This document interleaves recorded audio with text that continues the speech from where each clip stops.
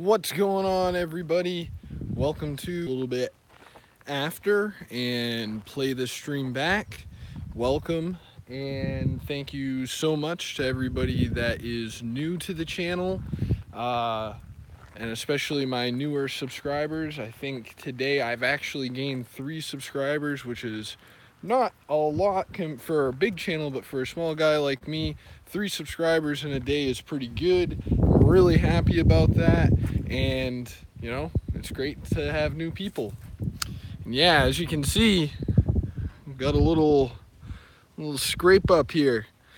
So before I quite get into the story of how that all happened, I want to show you guys a couple things. So if you have watched my other live streams, you might have seen the wheels that I gotten for the Nissan Hardbody. They had really big tires on them. They had like 31-inch tires, which I guess aren't huge, but they're way too big for my lowered hardbody. As you can see, this thing will not fit a 31-inch tire. But I really bought them for the wheels, not the tires.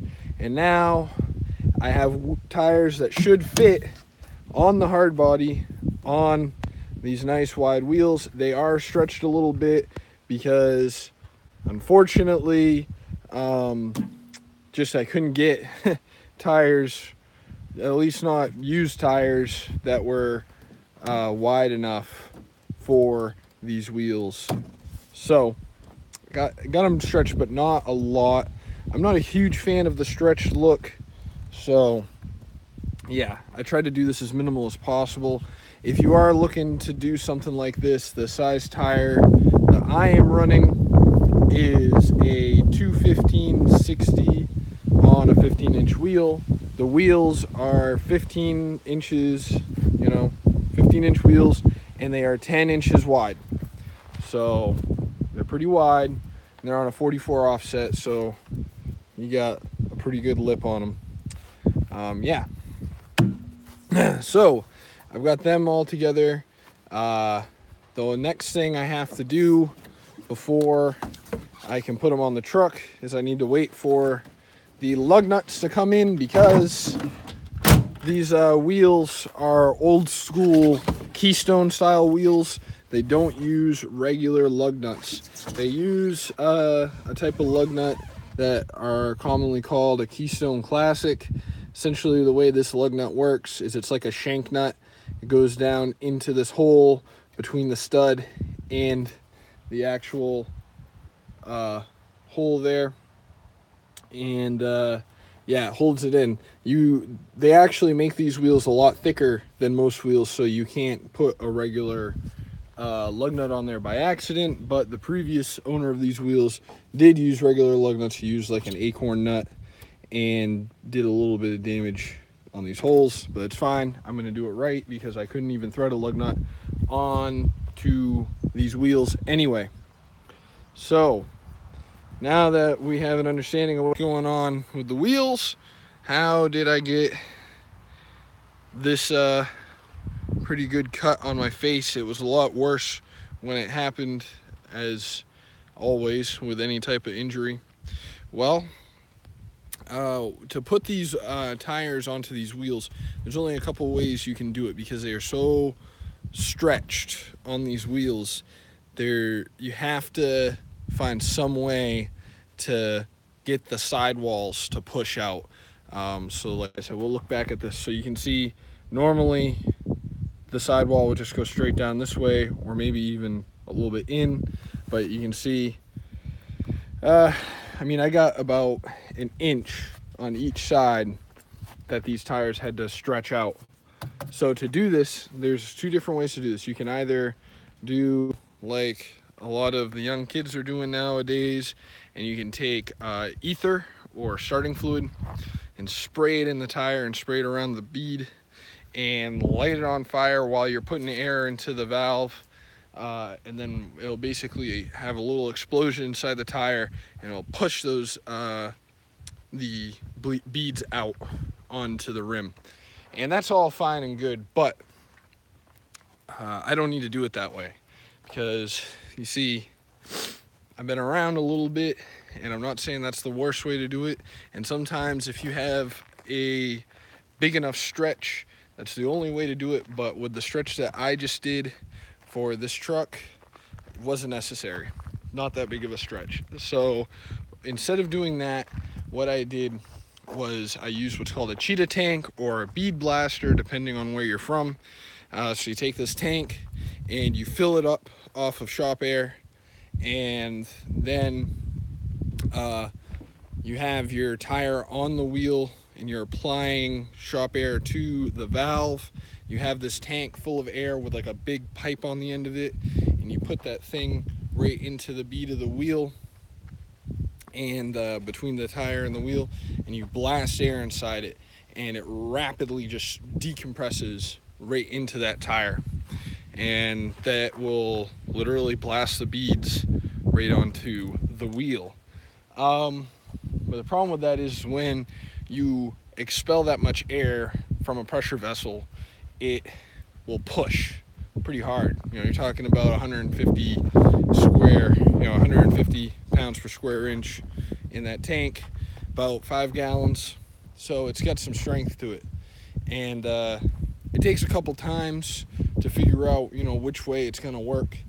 And so tried it up high, tried it up high, tried it down low, went back and forth, kind of messed around with it until we got into the groove of beating up these tires. But in the process of doing all that, I had placed the tank up on my shoulder and rested in my shoulder, and I thought I had it pretty secure. And so the tire guy at the tire shop, I know the people that run the place that I use to put these tires on. Friends with them, no big deal. So they had a guy that was there helping me out. He was applying the shop air into the tire. I was holding the Cheetah Tank, and I had it crutched up into my shoulder. And then I take the valve, he's putting air in it, and I whack the valve back. And I'm trying to hold the tank with one hand, trying to crouch it in my shoulder, and trying to move the valve at the same time. And I just didn't have quite a good enough grip on it, and it kind of bumped up and caught me in the face. It's 150 pounds of pressure pushing back this way, and it cut me open pretty good.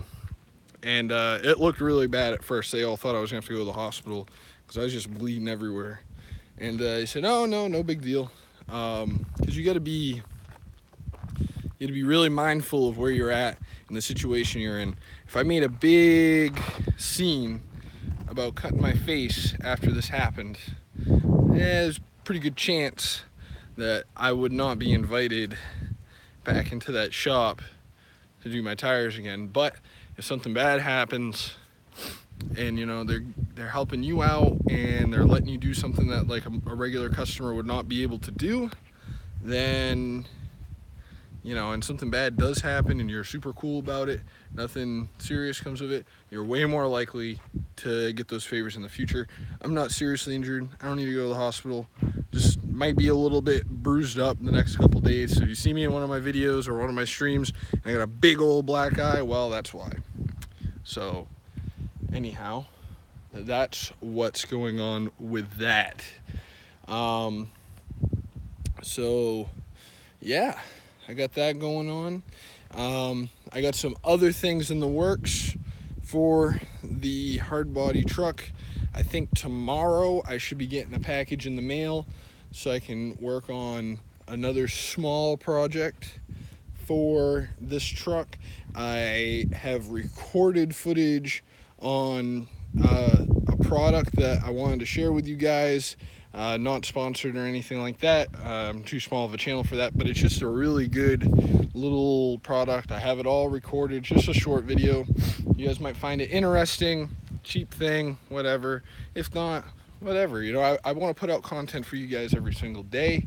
Entertain you guys, inform you guys, and yeah. So be looking either tonight or tomorrow morning for my regular production level video. It's going to be short. Just to warn you, because today is Mother's Day, and happy Mother's Day to any moms that are watching.